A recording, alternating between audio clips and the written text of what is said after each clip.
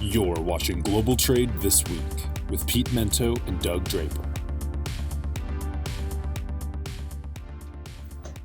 Hello, listeners, and welcome to another edition of Global Trade This Week. I'm your co-host, Doug Draper, and on the other, I was about to say the other coast, but down in the New Orleans area is my partner in crime, Pete Mento. Pete, hey, what's everybody. going on, my friend?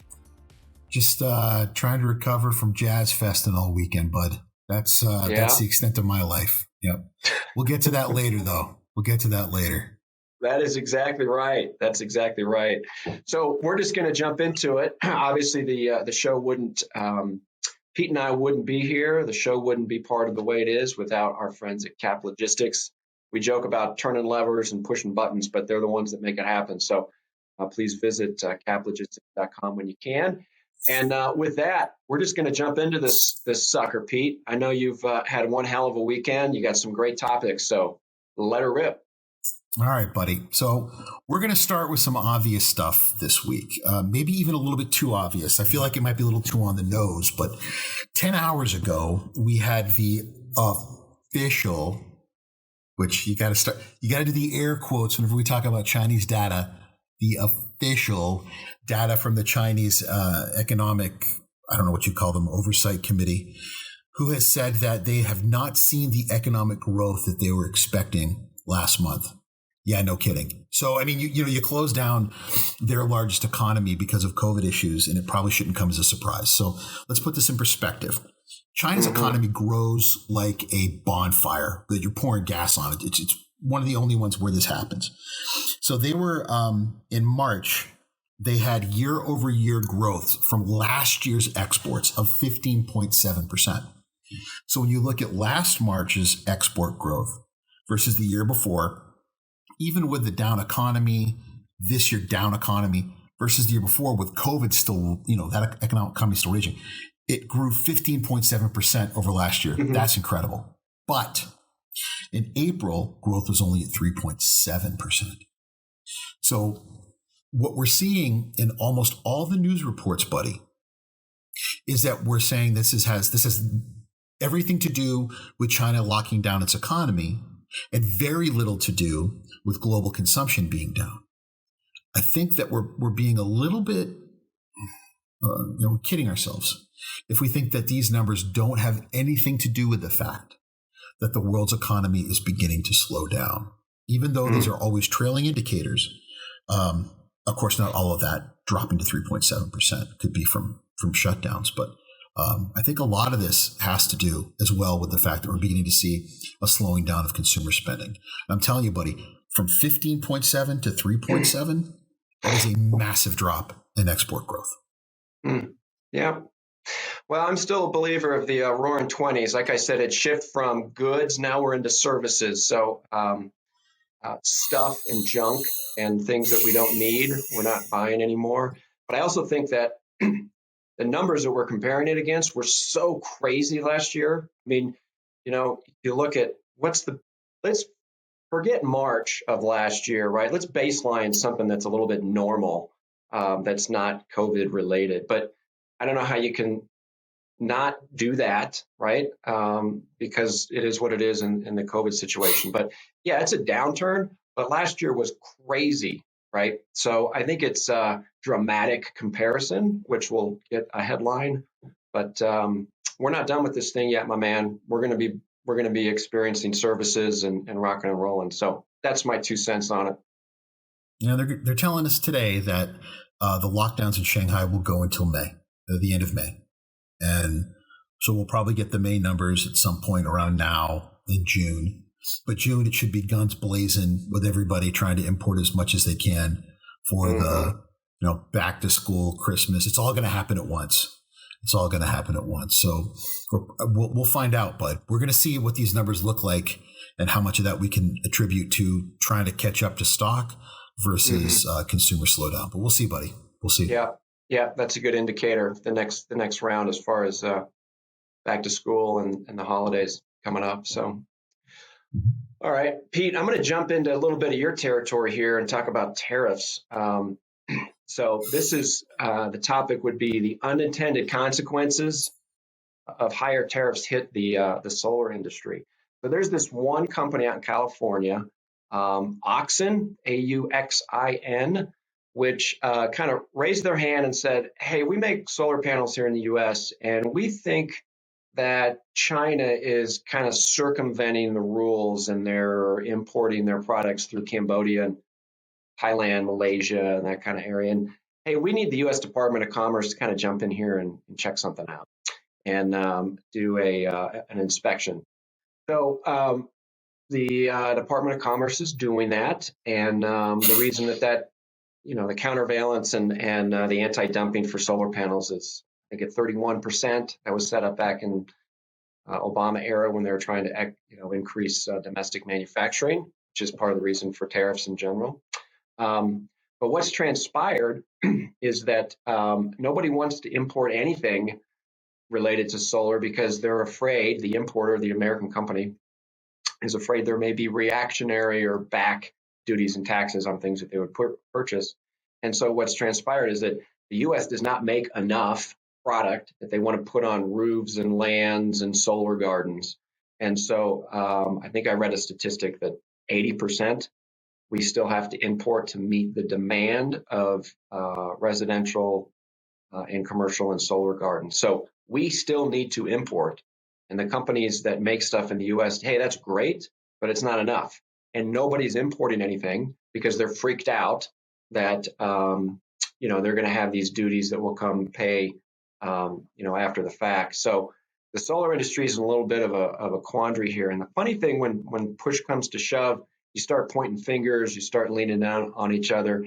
And this Auxin group in California is just getting destroyed with, why being a whistleblower, right? As often times that happens. So anyway, my point is, and I'd love your take on this one for sure, but the intent of having a higher anti-dumping duty rate has pretty much paralyzed the solar industry, and it's created a lot of upheaval, and we'll have to see how this thing shakes out. So anyway, it caught my attention the other day, and I thought I'd talk about it. What's your take on that, Pete? Well, first of all, Doug, in the words of Greta Thunberg, how dare you? How dare you talk about a tariff concept? We all know that tariffs and global tax is my area. How dare you? Yes. But I'm glad you brought it up. Anti-dumping and countervailing duties almost always backfire. Not occasionally, almost always. I will give you two wonderful examples. The first being golf carts. Back when I was much younger, I got involved in an anti-dumping case while I was still in graduate school. And there was a company in the U.S. that said these golf carts that are being made in Poland are ridiculously inexpensive. There is no way that price is sustainable. They're simply trying to dump this product into the U.S. So, huge investigation goes into this. Mm-hmm. They go to Poland, they look at how much it costs to make them, and then they start looking at other countries in Europe that have similar economies to Poland. So you start doing these analyses where you begin to look at what would it cost to make the exact same product in a similar economy. And what they learned was not only was that price fair in Poland, and it wasn't being subsidized by the Polish government, but you could make them for about 30% less in Portugal. So you know what happens? They close down their factories in Poland and move everything to Portugal for making them for even cheaper, and end up beating the snot out of the American competition. The second one is when the great pasta company, starts with a B. Why am I forgetting it now? Barilla got hit. Barilla got hit. Number one pre-made pasta company in Italy, and they admitted that they dumped. Like, they admitted that they were selling their product in America to gain market share. So the U.S. government hits them with this huge anti-dumping amount. Well, here's what happens. You and I are consumers. We go to the grocery store. We see this fancy imported Italian pasta that's a lot more expensive than everything else. And because we're Americans, we equate quality with price. Their sales go through the roof. They go through the roof. And now it's the predominant pasta brand, quality pasta brand in America. My point about all this, Bud, is that when you put anti-dumping in place, especially to the degree that we have in the past couple of years, you've got to be careful. With so little American competition what you're going to end up doing is having these foreign competitors say, well, if you've already been busted for it, what's the problem with more subsidies? What's the problem with finding more ways to get around these issues? And you eventually, what you end up doing is not compelling American companies to get more engaged in that business, like solar, because there simply isn't going to be the need or desire once they start seeing the prices go up of American consumers to get engaged. It almost always ends up blowing up in your face, pal. Yeah, very good point. Pasta, golf carts, and solar. I think that's a perfect segue to get into halftime.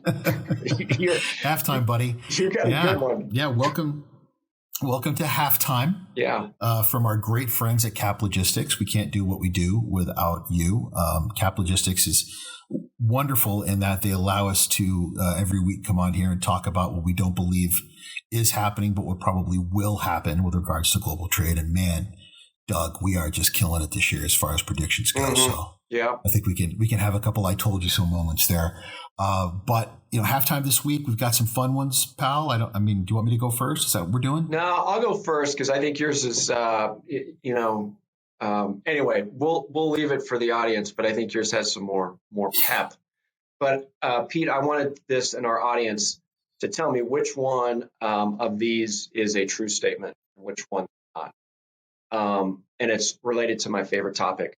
So a drone carrying a bag of Glock guns from the U.S. into Canada gets stuck in a tree. Right. Second one, drone crashes and causes a 52-acre fire in Colorado. And tourists, here's a third one, tourists are now crashing drones into historical monuments in Italy and over in Europe. Can you guess which one is fake and which one is real? I'm going to say the guns is probably real. Mm-hmm. They're all real, which is another factor on it was a setup, because drones, I keep seeing it, and the audience knows how I feel, and there is application for it in some degree. We spoke before we got online about blockchain and crypto, and there is a small percentage. Yes, let's get some medical attention or something to an area, but it just, I don't know, man. Every time I see those stories, I'm like, it's not sustainable. It's not going to revolutionize the world.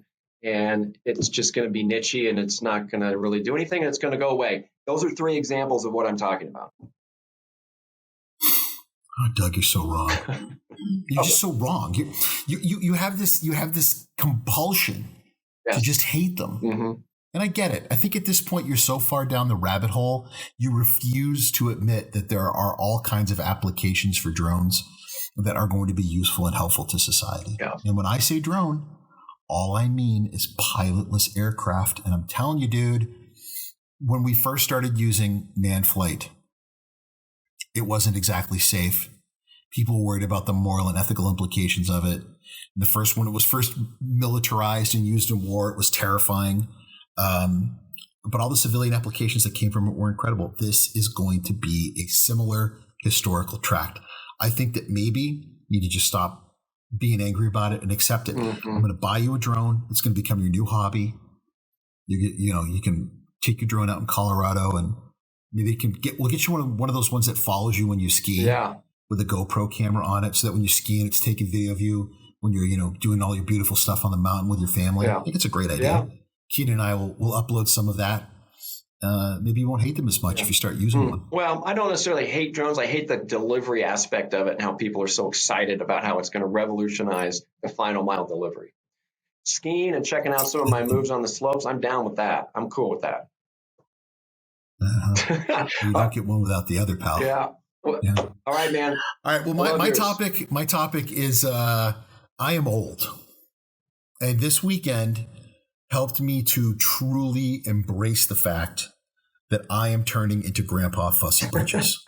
So I was at Jazz Fest. I went for 3 of the days, and it was at all at once wonderful, and I saw some fantastic music, and it was great to be out amongst crowds again. But there were parts of it also that I did not care for, Doug. And as I started listing off the things I didn't care for, large crowds, all these damn young people, having to wait in line for things, being generally inconvenienced, having to wait for shuttle buses for an hour, having to mix around people and being expected to make small talk, I began to realize I sound like an angry, grumpy old man. Mm-hmm.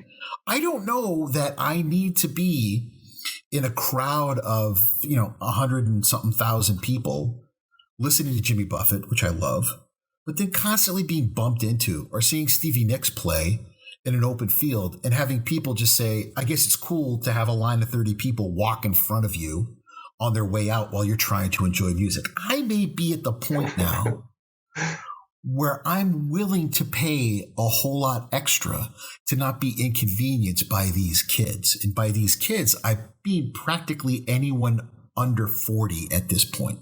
Like, I've had it with people having fun at my expense. And I think that's probably the best way to describe someone being grumpy and old. I don't want to be inconvenienced by your good time anymore, which is probably why I am turning into every one of Clint Eastwood's characters that he's ever played in a movie since 1998. I am the guy that says, get off my lawn. I'm the guy that says, I guess we'll let the judge decide. I'm just the old, angry, squinty-eyed dude with the shotgun who's like, I've had enough. And I'm slowly realizing it's only going to get worse, Doug. I'm only going to get crankier, and I'm only going to become more and more annoyed by people inconveniencing me. Mm-hmm. Yeah. Well, I won't tell you that on Saturday that my wife and I was like 3:00 and we looked at each other and we're like, is it too early to throw a steak on the grill? Because I think we're ready for dinner. And we ended up eating dinner at 4:30 in the afternoon. That's not a late lunch. That was dinner. At least you weren't at Denny's getting your AARP discount or something. Well, I think a nice early dinner with a bottle of wine followed by 7 more bottles of wine is a great way to spend a Saturday, especially because I don't have to talk to anyone else. Doug, for a guy who's been in sales for most of my life, I can't stand other people. Yeah. So how I've managed to put a career together like this eludes me. I should be living like Keenan, up in my cabin in the middle of the woods, writing my manifesto most of the time, growing a longer beard. But here I am around all this public. In a way, that's one thing I miss about COVID. I didn't have to deal with the public. You want to hear live music, you got to deal with them. Wow. Bringing it on. Bringing it heavy, Pete. Bringing it heavy. I am, buddy. I am. Awesome. All right. So this brings me now to my second topic for the week. And it's something that I had to actually make sure was correct. So a number of more negative economic forecasters are saying that we may be facing the first ever global, truly global, where there is not an economy on the planet that escapes the wrath of this particular recession. So a truly global economic downturn. And I started looking at the past. There have always been pockets of the global economy that not only remained fine, but they excelled. So we can look at China, as a matter of fact, for our last major economic downturn, Europe for the one before that. All kinds of parts of the world during the Great Depression did just fine. There have always been pockets of the earth that did just fine. But that's not likely to be the case on this next looming recession. We're probably going to see every pocket of the world suffer. And the reason for that is we never really paid for the economic declines of what happened during COVID. It probably could have been much worse. I mean, let's just be honest, in my opinion, right? This is the hangover that we're going to have to pay for what we did to maintain some degree of solvency and normalcy, quote unquote, during those times of COVID. But it's going to end up affecting the entire global economy. I don't think you're going to find a single part of the world that is not going to be in the hurt locker over this. Yeah. Well, with a global pandemic, right, is a global depression going on. So I think those two things, as rudimentary and basic as they sound, I don't think we would be in this without a global pandemic. It's the first thing that's hit, the entire world. So I think that has something to do with it. I think that we're more interconnected as an economy. Forget the pandemic, right? I think the globalization of things is continuing to move forward. We're more of a global economy than we ever have, but that's not the reason that it's a worldwide recession. It's a global pandemic. It's a global recession. As simple as it is, those two things are tied. Yes, Yeah. sir. So, all right, man. All right, well, take us home, Dougie. I'm going to finish it up. And you know how I like acronyms and stuff. So here's a drones. Yeah. How you love drones? I do. Love drones. Love it. Anyway, you know what else I hate as much as drones is carbs. Carbs. Sometimes you eat too many carbs. They're a bad thing. But in this instant, Pete, I'm not talking about carbohydrates. I'm talking about the California Air Resource Board, which is essentially requiring semi-trucks and commercial diesel vehicles to essentially have engine models that are 2010 or newer, effective next year. So in 2023, if you are in California and you have a truck registered in California and your DOT is there, what you're driving has to be a 2010 model engine or newer. In doing some research on that, the Western States Trucking Association says that that's going to take about 40,000 trucks out of commission that we're just going to extract from the already craziness of supply chain. And the challenge is most of the people that are going to be impacted are the smaller mom and pops. We've talked about how the differential between the corporate jobs and the mom and pops. But if you and I have a couple of trucks and we're running drayage out of Oakland, and we have really been struggling to find drivers, but when we do, it's been pretty affordable because we're benefiting from the higher costs of doing business with the supply chain. However, our trucks are 2008 models, and to get a 2010 model, well, we'll just go buy one. Well, there's no new ones to buy because of all the things that we've talked about.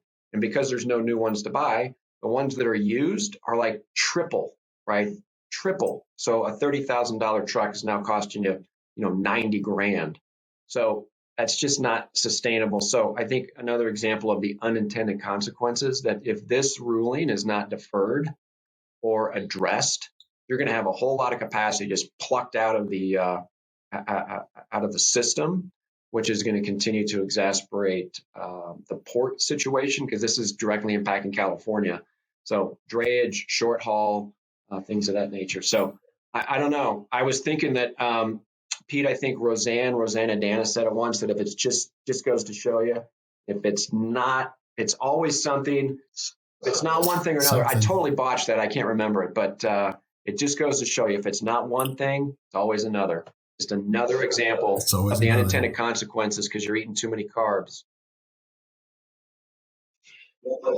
Well, Bud, this is a really ugly situation, and it has all of the makings of being a disaster. Mm-hmm. So you have the real big, terrible, ugly issue of us trying to get more owner-operators, trying to get more people engaged and involved with regards to being in this industry. And we all agree that having independent owner-operators alongside big corporations that are doing the dray work is in everyone's benefit. It's in everyone's best interest. They're small businesses, and small businesses drive this economy. And it's a great way for an individual to make a good living and provide for their family. And now what you're essentially saying to that person is, unless you upgrade your equipment, it's not going to happen. And we're trying to pave the way to force you to upgrade your equipment to electric or upgrade your equipment to something. It's as obvious as the beard on my face what's trying to be accomplished here, which is the ultimate over time, removal of anything that emits any sort of CO2 from being involved in that port. And it's just not sustainable to be that sustainable, Bud. You're going to see more and more people now causing bigger supply chain issues by avoiding that port because of congestion and a lack of support. And it's going to make it worse in the supporting ports. In the end, this is going to cause one thing to happen: more expensive rates, more expensive logistics, and probably less reliable delivery. I agree with you. This has to be in one form or another delayed and reviewed. I understand what they're trying to do here. We have been very vocal on the show that we are massive supporters of the environment, and we're big believers in finding ways to create green transportation. But this is far too drastic a move, and what it's going to end up doing is ruining the lives of the people we're trying to support in the first place, which is the small businesses that keep this cargo moving.